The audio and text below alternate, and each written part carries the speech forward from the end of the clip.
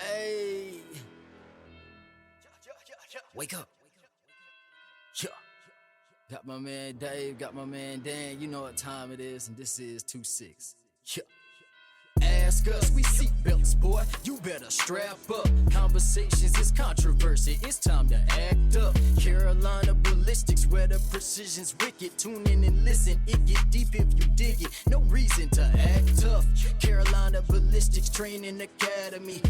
Ain't no reason to act tough. So listen up. Hey guys, this is Dan. Sign up for classes, buy merch at charlamagnethagod.net. That's charlamagnethagod.net.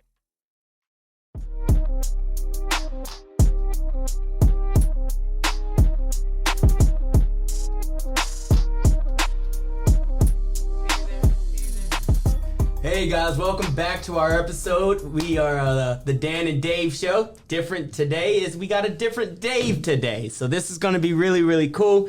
Today we have Dave Anderson, special guest. Dave, go ahead and give us a little bit of an introduction about yourself.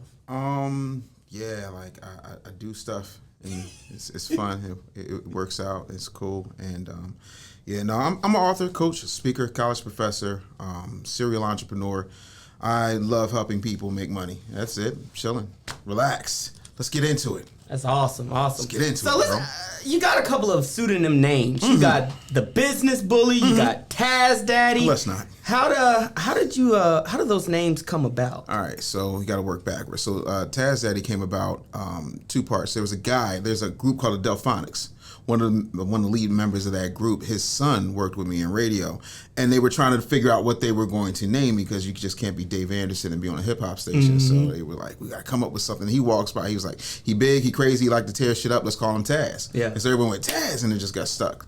When I moved to North Carolina, I was dating this girl, and I was throwing parties. Like, I made a lot of money in North Carolina. I made a lot of money in Fayetteville. I was doing denim and diamonds parties, celebrity birthday party. I was making a killing because my salary at Foxy 99 was some bullshit. Wow. It was like $20,000 base. I was literally getting the shaft. Like, who does that? Even 23 years ago, that ain't no damn money. Wow. So I was getting it popping, and this girl was like, Dave, I love you, but I can't be with you no more. And I was like, why? She's like, because it's not like I'm dating Dave. It's not like I'm dating Taz. It's like your Puff Daddy. You're Taz Daddy. I said, cool. You can go. I'm keeping the name. I turned into Tina Turner and me. I'm keeping the name. The name stays with me. Wow. And so that's how I got that name, and I just rolled with it until it no longer fit me. When I retired, I let it go. Wow. So in connection with the Business Bully, how did you take the Business Bully on in connection with your personal business persona? All right, man. So when you look at the way people move nowadays, everybody got a 17th place trophy. Everybody's saying that, oh, at least you tried your best. It's corny. Mm-hmm. Like, real quick, bronze medalist in any Olympic category you care about. None. Thank you.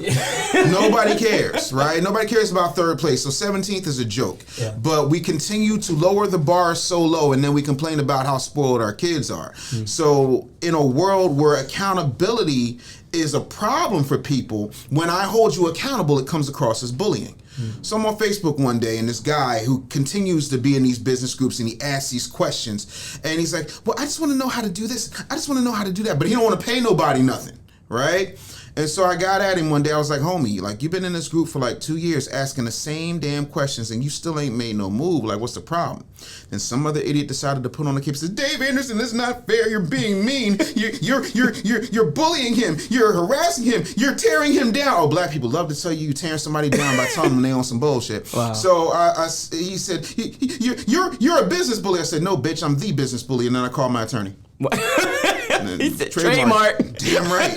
It's a good name. I was like, let's go. I'll be that. So in connection with the Business Bully, Taz Daddy, you've come out with how many books now? 21 books now? 21. With your newest one, Sell It Like Jesus. Yes. All right. This book is pretty awesome. Not going to lie. I've read 75% of it. I won't say I read it all the way through. You got a C+ in reading my book. It's a D. But I read 75%. This thing is fire. All right.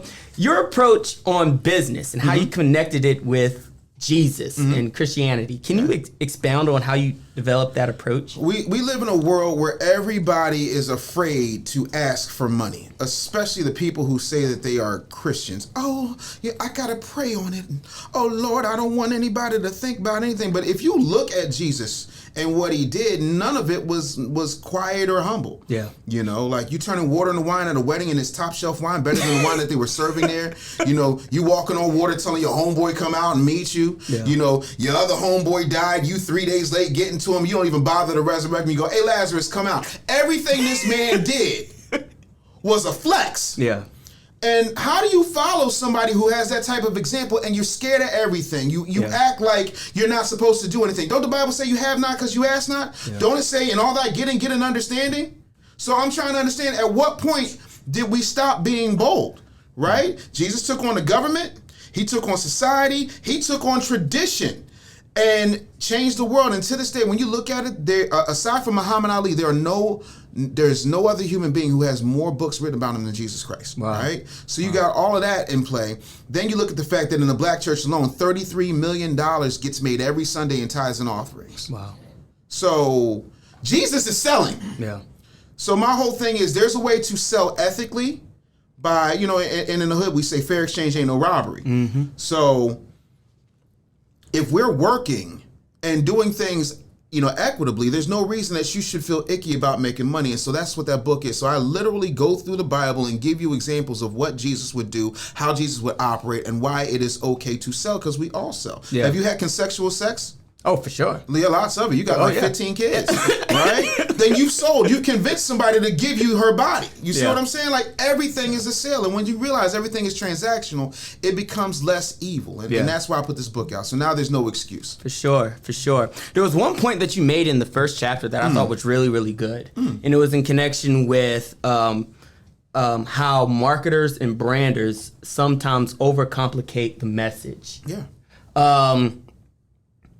And I don't want to explain it the way that you explain it. Right. Explain how a more effective way in marketing, whether we're marketing our podcast or we're marketing our brand in connection with music or we're selling sneakers. Right. How can we imitate that same style of simplification? It's dirt simple. The more you try to make something complicated, the more pieces you got to keep up with. Mm-hmm. Jesus was like, I am the way, the truth, and the life.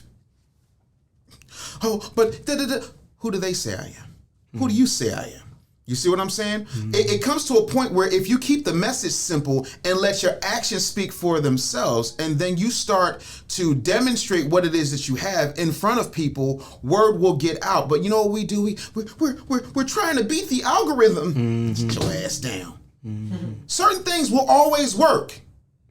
The reason that when I got into business coaching and marketing that I took off is because everybody else was doing the same thing. And here's what they do. They have their Sunday mimosa brunches. They have their vision board parties. Let me tell you something. If I wanted to play with safety scissors, glue sticks, and magazine cutouts, you know, I got a 7-year-old. Mm-hmm.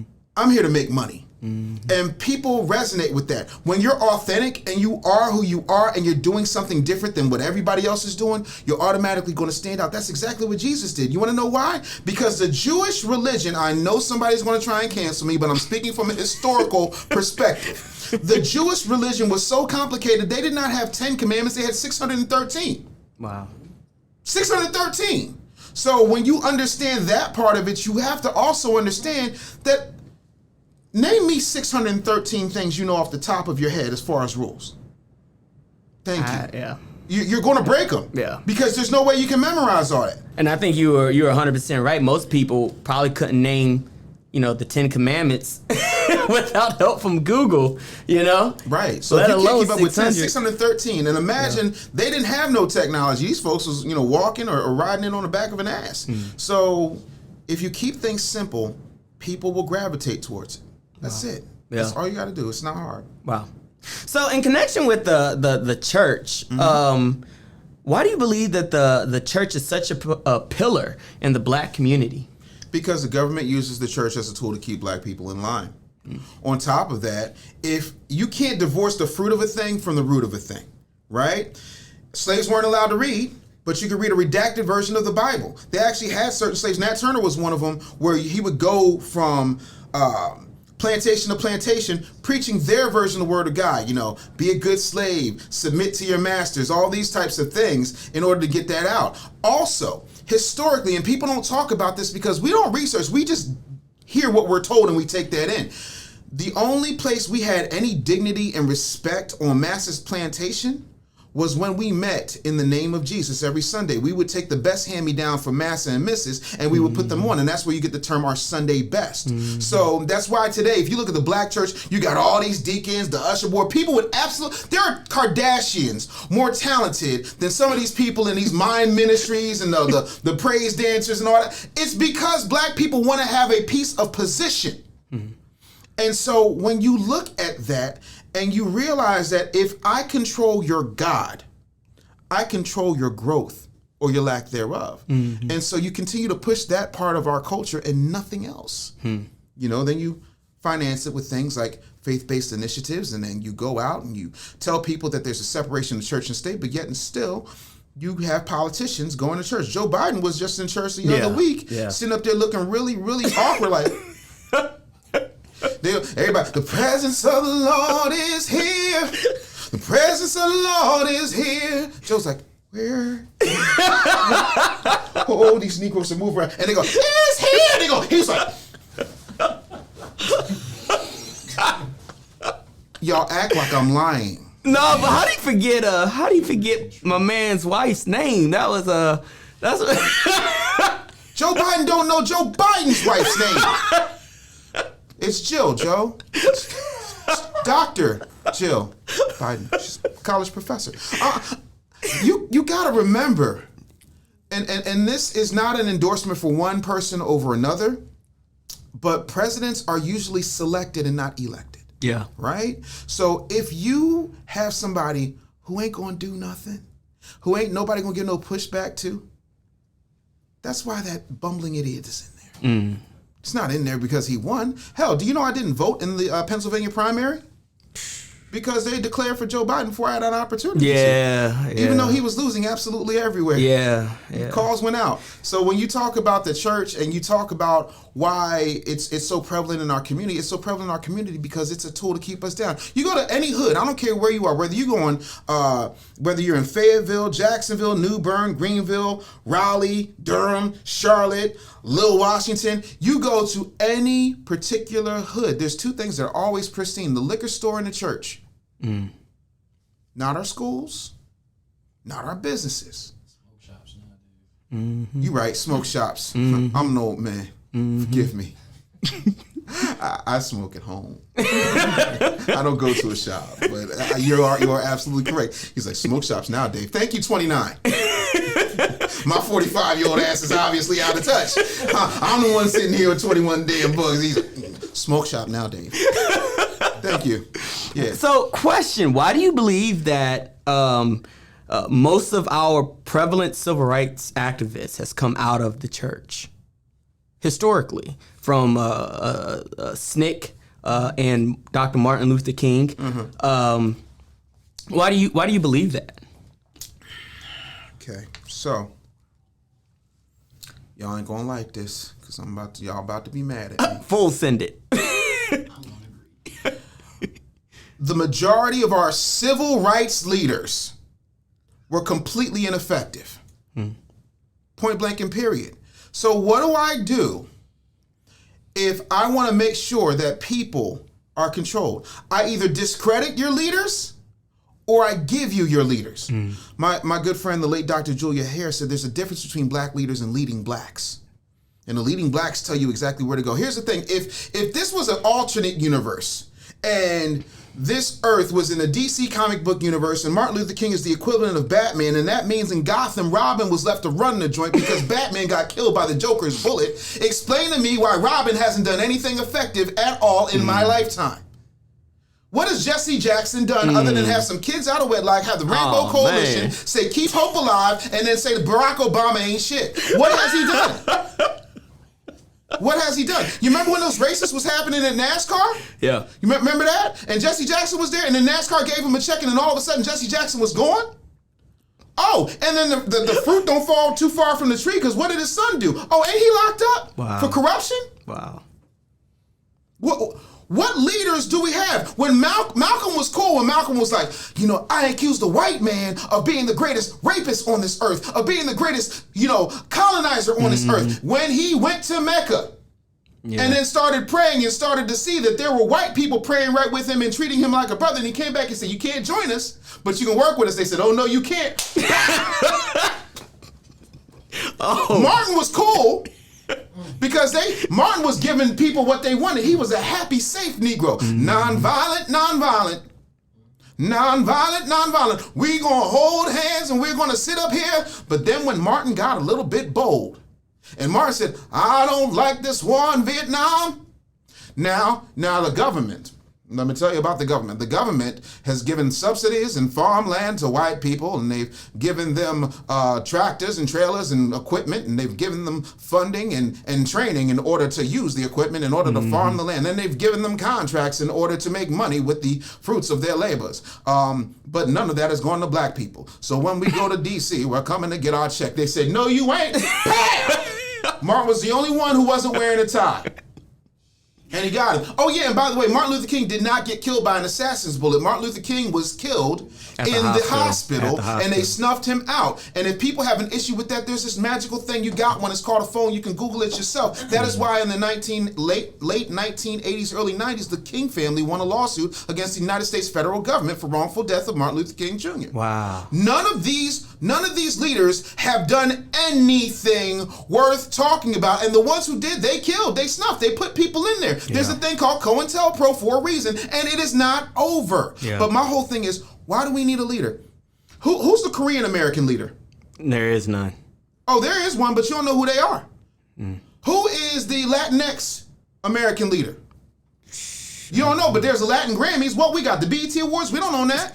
Yeah, that's the NAACP Image Awards. You mean the NAACP that did not have a black president until I was born in 1977? I'm sorry, wait, a year before I was born, 1976. Wow.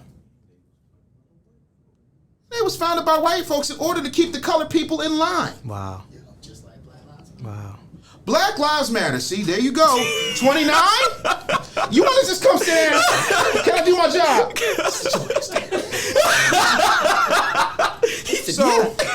So he was like, don't mind if I do. That's the problem with the youth. All you was just like, oh, this is my shot. He was going to take his shot. Like a dude getting asked to sing the national anthem at a WNBA game. Oh, say, can you see? Can you see? No, Black Lives Matter, bro. Yeah. The movement, beautiful. The organization, hot trash truck juice. Here's my problem with black people as a whole. If it don't apply to you, don't cry to me. Whatever they tell you, you believe and you do not research. If they tell you, I don't like this person, so you shouldn't like this person either. Why? Because they're not nice. Who the fuck gives a fuck if they're nice or not? Are they factual? Everybody saw old boy's knee on George Floyd's neck, right? Yep. Cool. Tell me about the footage that happened beforehand when he was in the store. I don't think anybody's seen that. Oh, yes, they have. It's in Candace Owens' documentary, and it's unaltered, unedited, and it was also brought into evidence in that trial. But because you don't like Candace Owens, you wouldn't watch that documentary. Wow. Then you see the footage of him in the car with his drug dealer. Again, I am not saying that is a reason for anybody to die. I am saying that they spin a certain narrative and create martyrs of people who are not intelligent, who do not move the culture forward, and who are simply the dregs of our society, and then we get behind them, right? But look at where the money went. The first thing they teach you in business school is follow the money. So if we got $90 million being bought in, and folks are buying houses, right, and then selling them back to the organization, To quote Ed Lover, come on, say, fuck out of that bullshit. Then, if it's about Black Lives Matter, then explain their original masthead, their original mission statement, which was talking about how they want to push forward trans people and gay people and lesbian people. And if you're in the Rainbow Mafia, no issues with you. However, this was supposed to be about Black lives, not just Black trans lives, not just Black gay lives. I hate to say this, all Black lives should matter. But if all the money is going to these organizations, it's a problem. Because how much money did Tamir Rice's mama get? How much money did Eric Garner's mama get? Do you know that George Floyd lived in a house with 2 or 3 other people, and none of George Floyd's family came and got his stuff? I'm going to tell you, I lost my brother just a couple of months ago. I miss my brother. He is my only flesh and blood brother. We have a language that only he and I speak because we was raised by the same crazy woman. You feel me? The first thing I did, after the funeral was over, after the dust settled and the smoke cleared, I got his urn and I went and got his stuff. Because he's my brother. I couldn't imagine not going to my brother's house and getting his stuff, but they showed up on TV. Oh Lord, I love my brother so much. We love George so much. Sometimes you got to realize when you're being used, and you also have to realize when the fix is in. But we don't look at that, because when you look at tax returns, which can't be doctored or altered and always can be verified through this thing called the Freedom of Information Act, you got to call bullshit on Black Lives Matter. But y'all ain't ready for that conversation, because that conversation comes with cancellation, and some of y'all in here got jobs. So we had Dr. Umar Johnson come on. Congratulations. On a couple months ago. He was talking a little bit about Black Lives Matter being an operation for the LGBTQ movement. Yes. It was more, he believed that the Black Lives Matter was more an LGBTQ movement. Do you see where he's coming from? He's absolutely right. The thing of it is, if your founders are of that ilk, and their mission statement says we're of that ilk, and all the money they raised for the most part went there. I mean, if it walks like a duck and quacks like a duck, it's a duck. Yeah. Sure. Period. He's right. Wow. So what do you think about modern day civil rights activists? I'm sorry, what? Modern day civil rights activists. Who? Dr. Umar Johnson and activists that are that promote the forward movement of African American people. Do you believe that they're being successful in their endeavors? With the exception of the Honorable Minister Louis Farrakhan and the exception of my good friend Brother Risa Islam, I can't speak to none of them as far as what they've done. Period. If somebody would inform me, I can answer some questions, but I haven't seen any forward movement. I come from Philadelphia. Philadelphia is now the murder capital of America. It used to be Chicago, because the racist white people go, but what about Chicago? Now it's, well, you see what's happening in Philly. Yeah, I know. But yeah, I mean, I can't point to that. When it comes to Umar Johnson, does he consider himself an activist? I thought he was a teacher. I thought he was a speaker. I thought he was the most requested speaker in the universe. I think he does. Isn't he King Kong? King Kong consciousness. The Prince of Pan-Africanism? I mean, he's got a lot of. I thought I had monikers. That man got monikers, but I'm not a black leader. You understand what I'm saying? Like, can you imagine Malcolm X being like, I'm the bear in a bow tie? Nigga, what? Like, here's the thing. I need Umar Johnson to win. I need that school that he's been promising for the better part of 13 and a half years. I need that. I need that to happen. My question is, and keep in mind, full disclosure, I have contributed to Umar. I might give him some Cash App today, just to make sure. Matter of fact, let me Cash App Dr. Umar right now. We're gonna do this live, so y'all can't say. No, I ain't gave him a fresh. I'm gonna give him a fresh $10 right now. Hold on, let me see. FDM Fresh G Academy. Boom. Right, no, I'm here. No, makes it. It's a FGM. You see that, right? Okay, cool. Yep. Confirm. Yep. All right. Boom. Yeah, he just did it. He just gave him a little bit of a donate. Wi-Fi. Oh, hey, there it is, right there on the camera, y'all.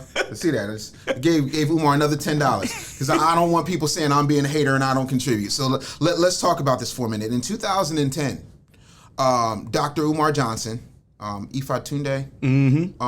I want to be respectful of what the man calls himself. I'm gonna name and play. I'm gonna call him Alpha Tunde. Yeah. He said that he's going to hold on. I'll pull it up. Matter of fact, I'm gonna send it to you, and then you can read what it says.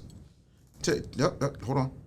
Yeah, there you go. Just you can go ahead and read that. Just open it up. You can read what it says because you can start with the date though. It's January 6, 2010.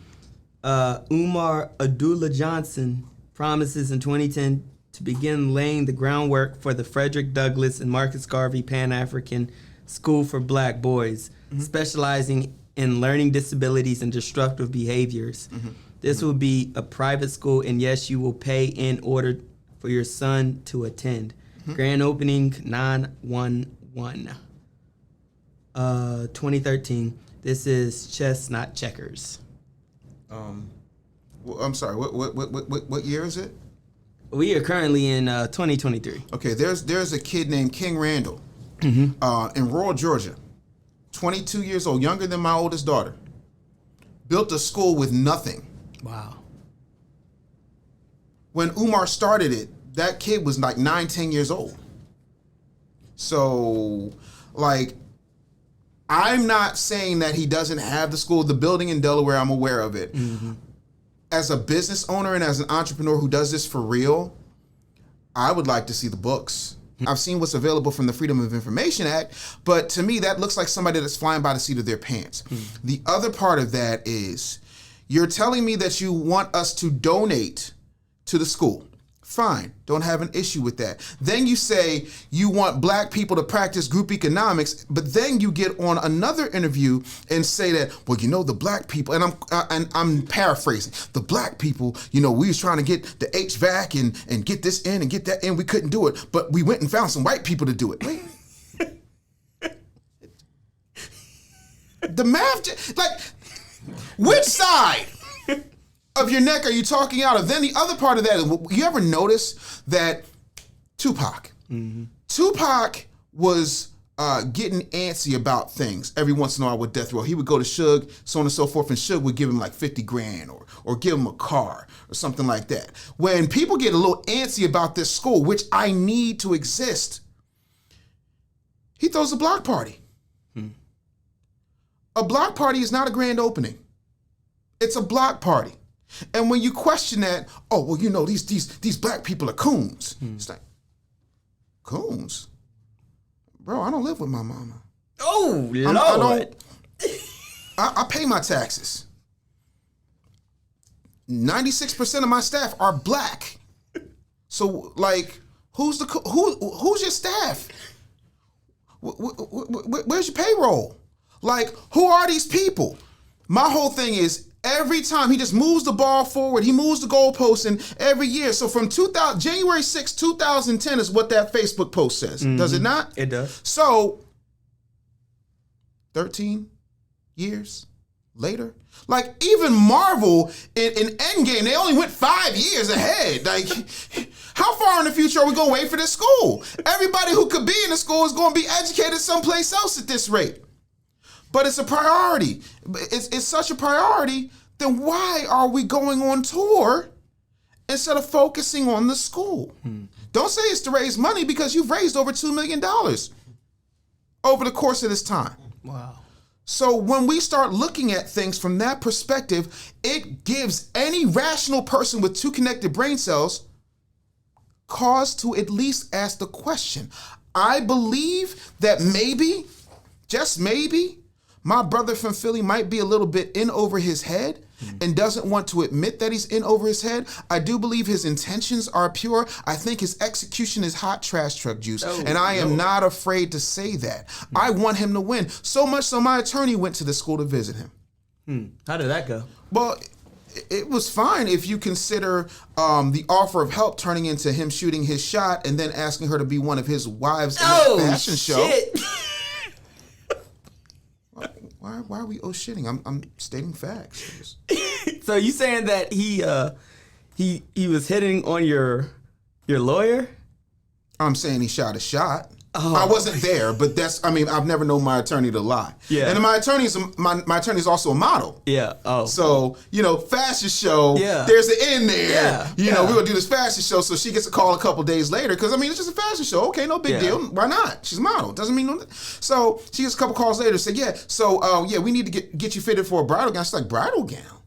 Yeah, no, so he's going to do a ceremony where he's going to have 2 wives, this, that, and the third. She's like, yeah, I don't know about that. I'm going to get back to you. So she calls me and she says, should I do this? I said, the reason you shouldn't do this, and I can't tell you what to do.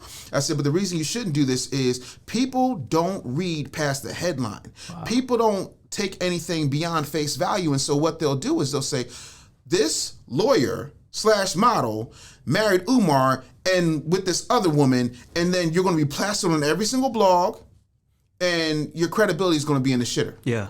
She decided not to do it. Wow. He found 2 other people to do it, 2 other women to do it. They had that fashion show, and the headlines went everywhere. And y'all can Google this. Umar Johnson married 2 women at his block party. Wow. I beg anybody in the audience to tell me anything that I said that you can't fact check. It's pretty silent. Yeah. That's it. I want him to win. I need him to win, but we need to see what is going on there. Yeah. Right? And don't tell me there's another holdup. It's like playing Super Mario Brothers. You ever play Super Mario Brothers when you kids? Those of you who are over 30? Oh, yeah. And you remember how you get there? Oh, yeah. And What you mean? wait. Oh, my bad, 29? Oh, damn. Man. I'm not even firing shots. Like, I'm just talking because did you play Super Mario? The original Super Mario Brothers? And a Super Nintendo. No, Super Nintendo was not the original. Sit your young ass down. So, in the original 8-bit, because Super Nintendo is a 16-bit system competing with TurboGrafx 16 and the Sega Genesis, the 8-bit Super Mario system, it would go in and he's eating mushrooms, he's jumping on living mushrooms, he's hitting the turtles, and then he goes down to the thing.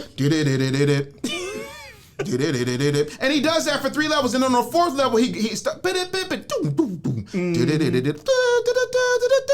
And then he's fighting that thing that looks like Bowser, right? He's after a bad chick that looks like the princess.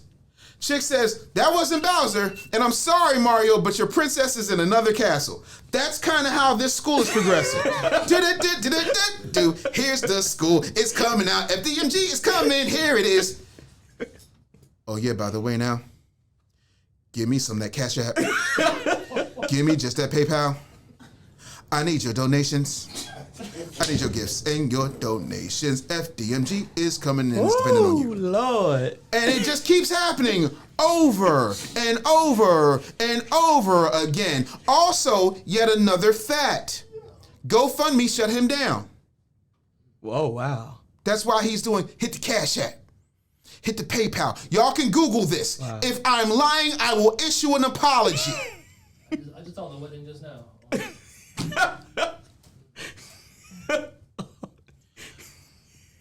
Everything that I have ever done that has come up short, I can explain. Mm-hmm. And I don't have an issue explaining. If you ask, I will explain. I am not perfect.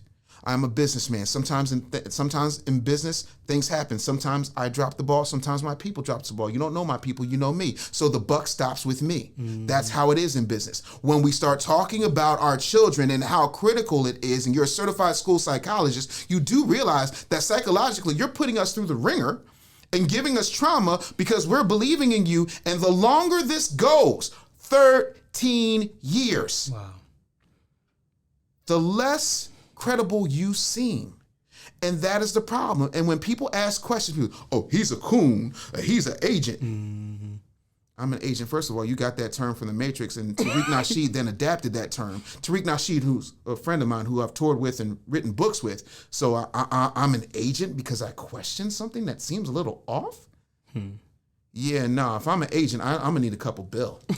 Like immediately, or at least, a couple of million. So on the subject of schools, mm-hmm, African Americans have historically utilized HBCUs. Mm-hmm. How do you feel about HBCUs? And digging a little bit further, does Deion Sanders have like should he stay with HBCUs or was he okay to go off to Colorado State? That's a loaded question. Full disclosure, I worked with Deion Sanders. I know the man. Wonderful dude. Get his shit off his back. I don't begrudge, and I'm a grown-ass black man. I ain't going to tell another grown-ass black man where he can work, right? The other part of that is nobody in respect to Jackson State and their alums, right? But aside from y'all, wasn't nobody talking about Jackson State until primetime showed up. Facts. Point blank and period. He made the program better, right? So everything he did, he elevated. Not to mention, games was being run on primetime. When's the last time Aflac shot a commercial on any HBCU campus? Never. Up to and including Howard. Never. Yeah. Until primetime showed up. This man changed culture. So yet again, he decided to make a move, and I'm not mad at it. Sometimes you got to go down to get up. When Wendy Williams fired me, I came to Foxy 99 in Fayetteville. I was here 6 months, and then I moved. Should I have stayed in Fayetteville at $20,000? Oh, Dave, you leaving the people hanging? No, the hell I'm not. I'm making $20,000 a year on this damn station. I station up the road, 40 markets up, and they got 40. Yeah. I'm out. Yeah. Right? The other part of that is we don't like to talk about the underbelly of HBCUs. Also, full disclosure, I paid cash for my daughter to attend Howard University. That's it. Like, point blank and period. So you can't tell me something that I don't understand, that I have not experienced firsthand when it comes to the financial end of things, how things are handled. Their former president was walking around like Billy D. Williams in a Colt 45 commercial being driven everywhere. And, he was also a heart surgeon. Like, at some point, and don't get me wrong, I got a lot of slashes with me. Author, coach, speaker, minister. I'm not going to call myself an activist. Concerned black citizen. But I also have a team in place to do things. When people can't get a hold of you, it's a problem. If I'm paying money, true story, I went and took my daughter in because we paid a non-refundable deposit for her to move into the dorms the following semester, right? We get there like, oh yeah, we don't have anything. I'm like, well, what's up with that non-refundable deposit? Well, it's not refundable, but it was to hold a spot. Yeah, we can't do that. And the freshmen have to take the spot. There was another girl who flew in from California. Didn't have no spot for her either. Wow. Now, my daughter didn't have a problem because of who her daddy was. So her daddy went and got her an apartment that same day. Not everybody has that luxury. Most of us don't. You understand? That is a problem. There's so many stories about HBCUs having rundown facilities. My daughter, her first semester, in the Tubman Quad, they had water heater issues. My daughter couldn't get a door on her closet, so she could have a level of modesty and privacy in her dorm room. But when U.S. News and World Report issued the top 100 schools and Howard made the list, I'm going to circle back to that. They went and got brand new robes for the Howard University Gospel Choir to stand out in the street and sing U.S. News and World Report. And they were so happy to be named in the top 100 schools. They left out the fact that they were 89th. Wow. So the best HBCU is ranked 89th. Wow. According to U.S. News and World Report. Not to me. I love the Mecca. I think Howard is dope. I think the problem with Howard is the fact that if I can't call the bursar's office, if I can't get a hold of somebody and I'm paying, tens of thousands of dollars a semester, I got an issue with that, and anybody would. The other part of that is we don't deal with the corruption. We don't deal with the fact that we always have this thing where we're just supposed to look the other way because that's just part of the HBCU experience. No, it's not. That's some dirty shit. If I did business like that, y'all would string me up and kick me out. Yeah. And that's the problem. Do you think that is a pattern within black culture? And the reason why I make that statement is like you have individuals like Kwame Kilpatrick, who actually just recently got out within the last couple of years. He was the mayor of Detroit, and he was in connection with corruption. Right. But there are still people that are diehard Kwame Kilpatrick supporters. And go ahead. Here's why those things don't add up to me, right? Kwame Kilpatrick did what everybody else in that culture does. In that culture, I'm not talking about black people, I'm talking about city politics. One hand washes the other. This fund does this fund does that. Everybody plays dirty. The problem is you can't be a black man and play by white people's rules, even if you're in a white man's position, because they will make you the example and say that they're rooting out corruption, right? When are we rooting out the corruption in the HBCU system? I knew somebody who went to Fayetteville State had issues with their scholarships that they didn't get. I knew somebody who went to Tennessee State had the same problems that was happening in the financial aid office at Howard, right? And then why is it that we spend so much focus on somebody running or shooting or catching or tackling somebody with a ball, but we don't update our mindset? Here's what I mean.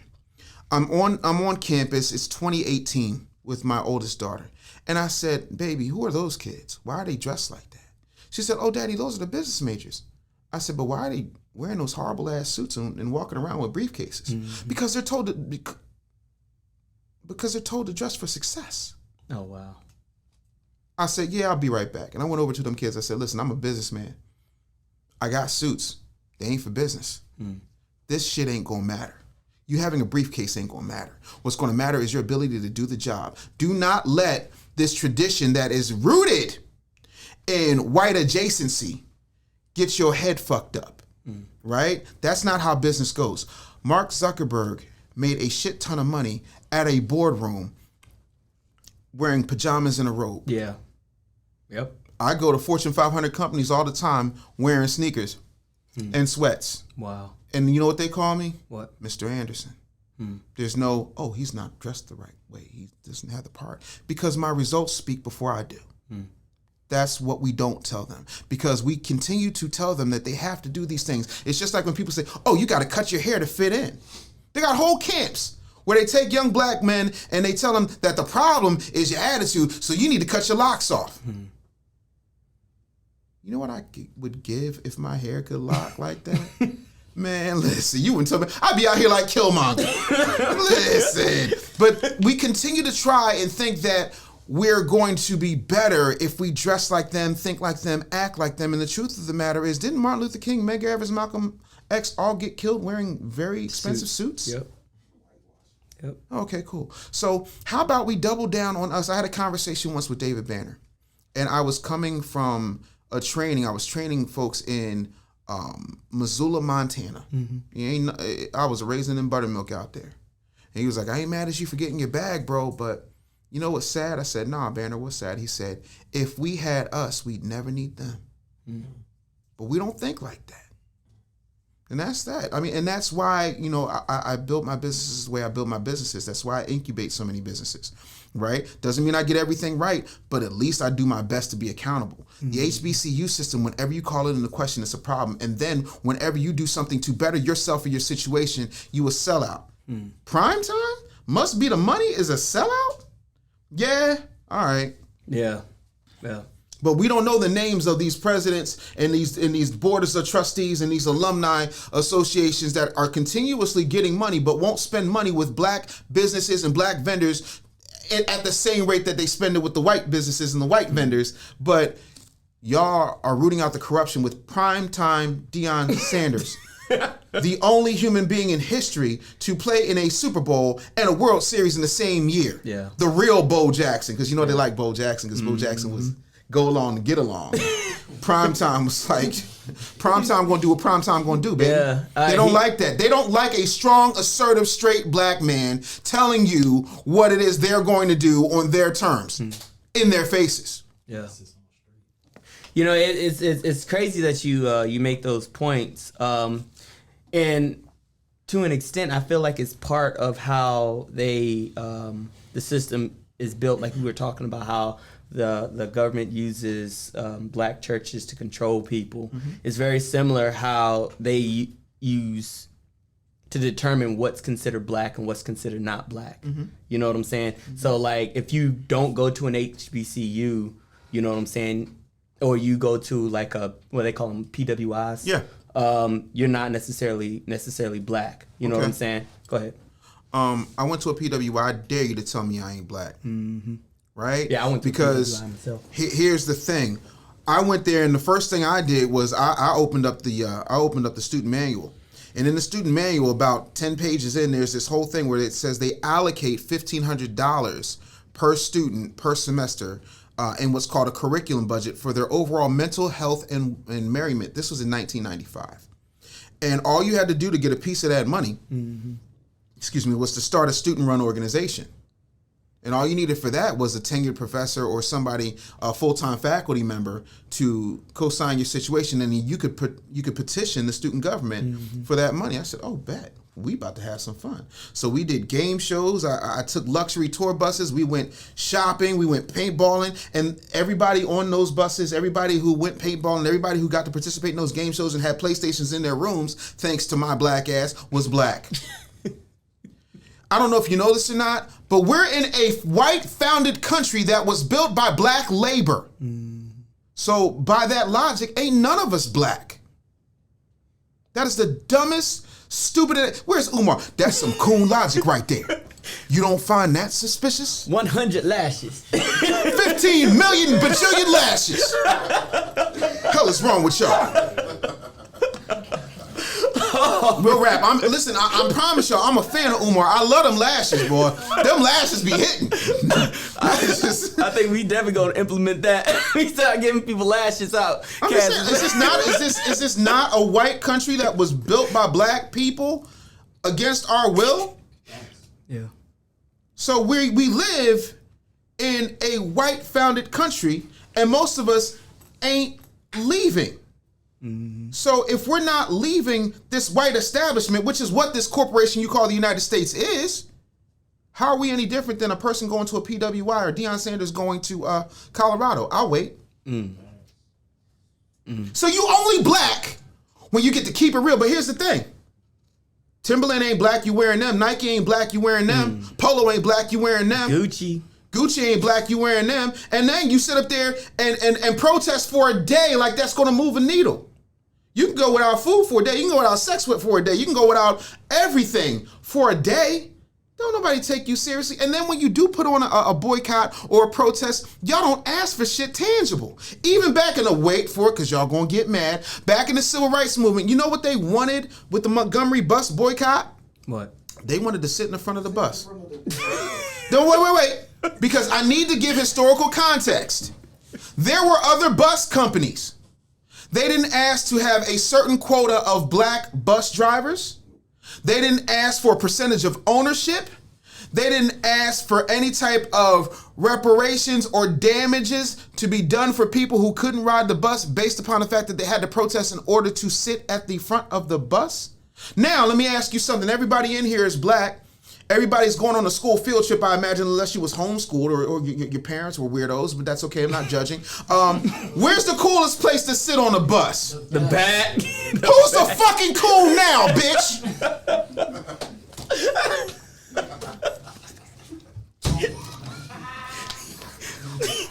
Well, guys. I'm waiting. Tell me what I said that was wrong. I like this guy. Y'all heard of Harry Potter? I'm about to come out with a brand new book series. It's called Dave Anderson and His Magical Bag of Facts. I'm just gonna keep pulling facts out this shit. And I'm gonna hit you with them. If you guys are just tuning in, we're speaking with Dave Anderson, the business bully himself. We're doing the first live podcast that we've ever done. You might hear some people talking in the back. Probably gonna be the last one after this.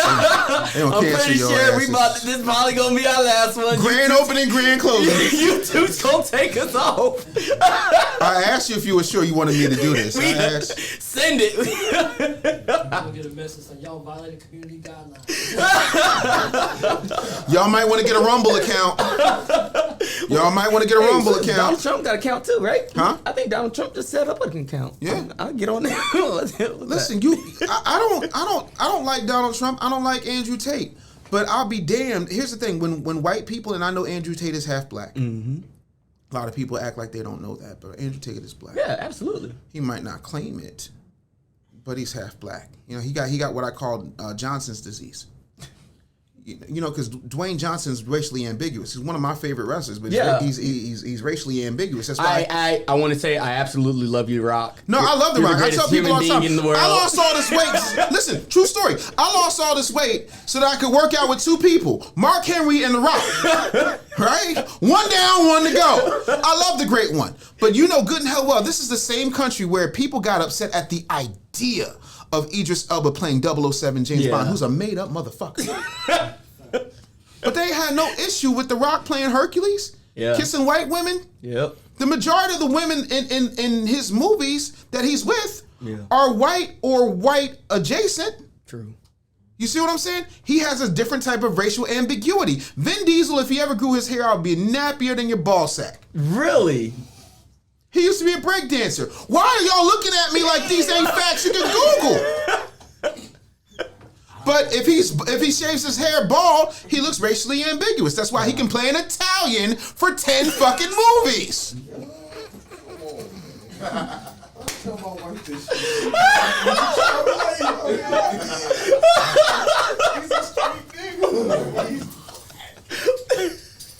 First of all, ain't other than Big Daddy Cool, ain't nobody white calling themselves Diesel anything. That's bad. That's some black people say, I'm Cop Diesel. That's where he got the name from, Vin Diesel.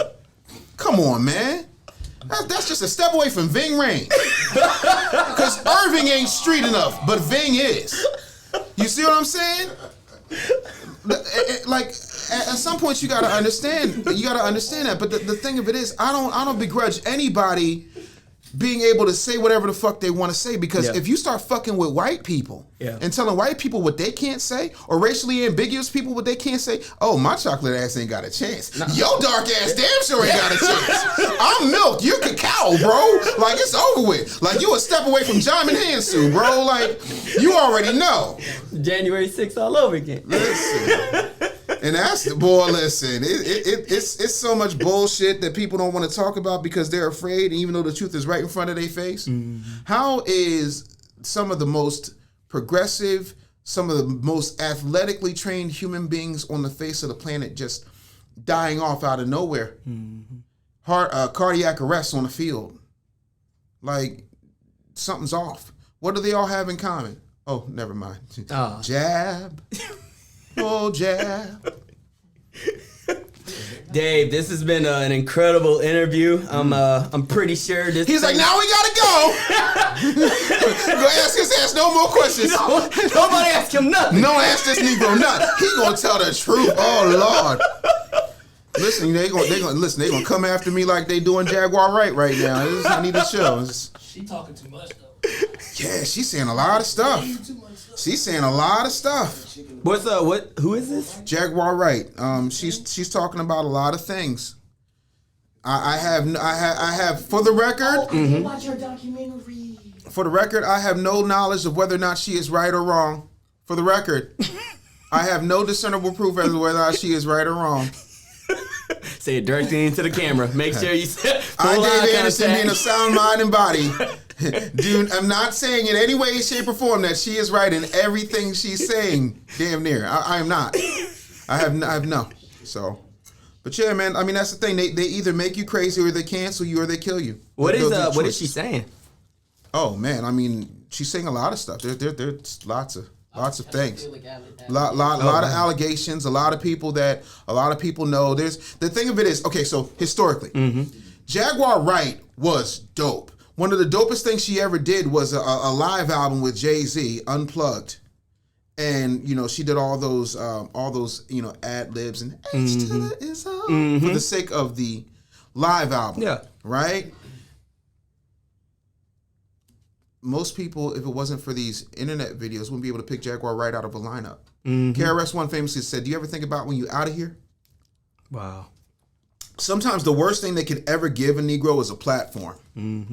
Because some of us, just a few of us, might do something to wake somebody up with one. Tupac famously said, I'm not saying I'm going to change the world, but I'm going to spark the mind of the one who does. I took that as a personal challenge. the thing of it is, like, we got to start questioning absolutely everything, not just what they feed us, because we continue to believe things that just don't make no sense. If Christopher Columbus discovered America, how come they named this country Columbia? I'm just asking, right? Ben Franklin flew a kite with a key and discovered electricity. Okay, cool. Explain why there are rocks in the Congo that have electric charges that have been there before Ben Franklin was born. Explain to me, if Edison had 1,000 attempts with the light bulb, why Latimer built the filament. And by the way, Latimer was one that filled out the patent, so I'm trying to understand who invented what. But, you know, it's all here in this Google. It's kind of like right here. But see, if you focus on Cardi B, and you focus on, Megan Thee Stallion, you focus on motherfucking Blueface and Christian Rock's toxic ass relationship. Yeah, that's right. You're not paying attention to research anything that could actually help your life. Yeah, for sure. So if I can control how you think, I ain't got to worry about what you'll do. For sure. By the way, Sell It Like Jesus is in bookstores right now. Yes. I want to make sure y'all get that. Please, check this book out. I got other books, 101 Easy Ways to Get Shit Done. You can't get that on Amazon. It's banned on Amazon, but you can get it at businessbullyshow.com. You can also get my 4-step sales process, pitch, close, up, sell, repeat, and all of the other books I have available. There's 18 more books available right now at fine bookstores everywhere. Thank you so much. You're really good at that, Dan. Thank you. Yes. But thank you for having me, man. I apologize. This is your first and last live show. Yeah. We made it count. We made it count, guys. If you made it this far in the podcast, you are the real one.